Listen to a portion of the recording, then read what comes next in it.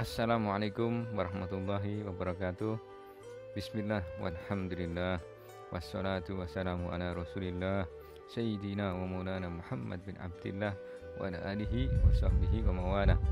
Allahumma salli ala nuril anwar wa sirril asrar wa tiryakil aghyar wa miftahi babin yasar Sayyidina wa maulana Muhammadin al-Mukhtar wa alihi al-adhar wa ashabihi al-akhyar adada ni'amillahi wa ihtalih amma ba'd.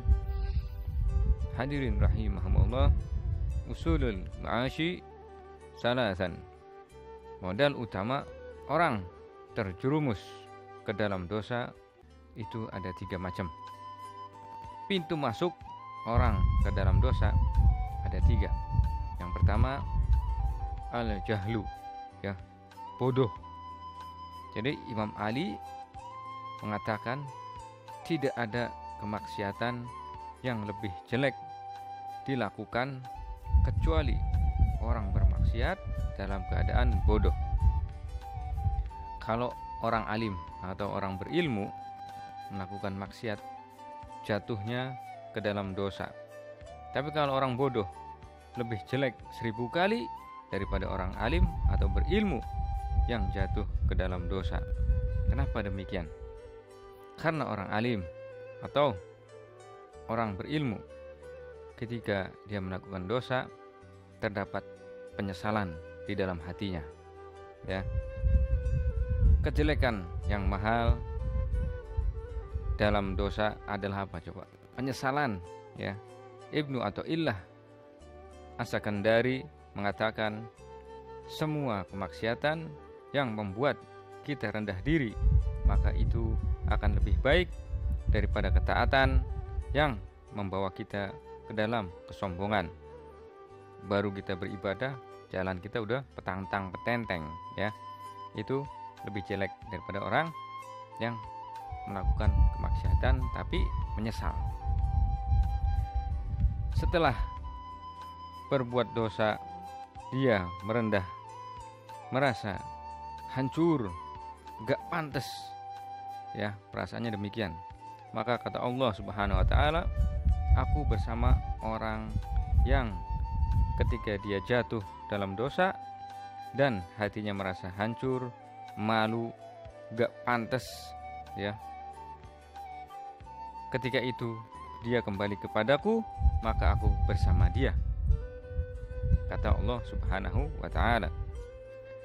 Ketika Nabi Musa ditanya oleh orang yang setelah melakukan sedekah, terus orang yang setelah melakukan jihad, dan orang yang setelah melakukan maksiat, bertanya kepada Nabi Musa tentang Allah.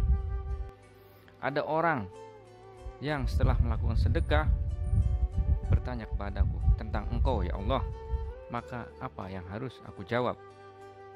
Kata Nabi Musa. Maka Allah Subhanahu wa taala mengatakan, katakan aku menyambutnya. Dan juga ya Allah, ada orang yang setelah melakukan jihad, lalu dia bertanya kepadaku tentang Engkau ya Allah, apa yang harus aku jawab? Kata Nabi Musa. Maka Allah mengatakan, katakan ya Musa, aku menyambutnya. Kemudian yang ketiga kali, ada orang yang bermaksiat bertanya kepadaku tentang Engkau ya Allah, maka apa yang harus aku jawab? Kata Nabi Musa bertanya kepada Allah Subhanahu wa taala. Maka Allah Subhanahu wa taala mengatakan, aku datang menyambutnya, menyambutnya, menyambutnya. Ahli ibadah 1 kali, ahli jihad 1 kali, tapi ahli maksiat 3 kali. Kenapa ya Rob?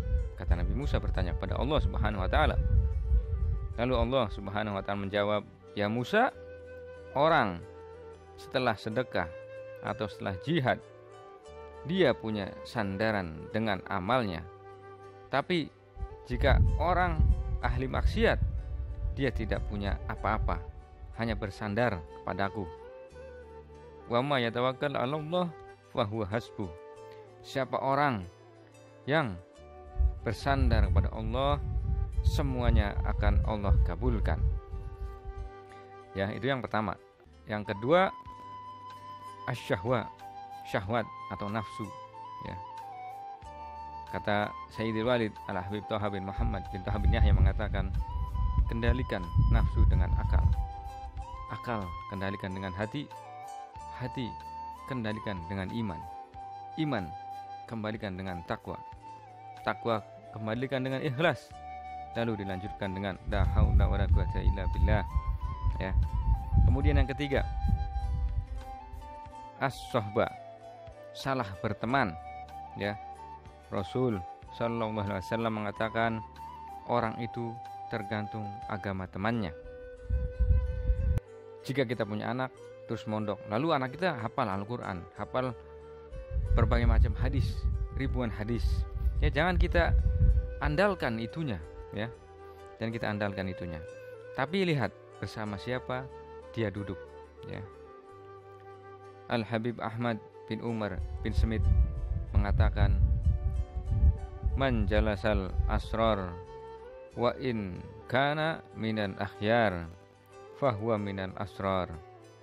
Barang siapa orang yang dia itu orang baik kemudian duduk dengan orang jelek atau orang jahat atau orang tidak baik, maka dihitung sebagai orang jelek walaupun dia itu orang baik. Wa man jalasal akhyar wa in kana minal asrar wa huwa minal akhyar. Barang siapa orang jelek atau orang nakal atau orang pemabuk atau pemaksiat, tapi dia suka duduk bersama dengan orang-orang soleh atau orang-orang baik, maka ja'alallah minal akhyar wa in kana minal asrar. Allah akan jadikan dia suatu saat menjadi orang yang baik walaupun dia adalah orang yang jelek, ya. Itu saja mungkin yang dapat Al-Faqir sampaikan. Semoga bermanfaat.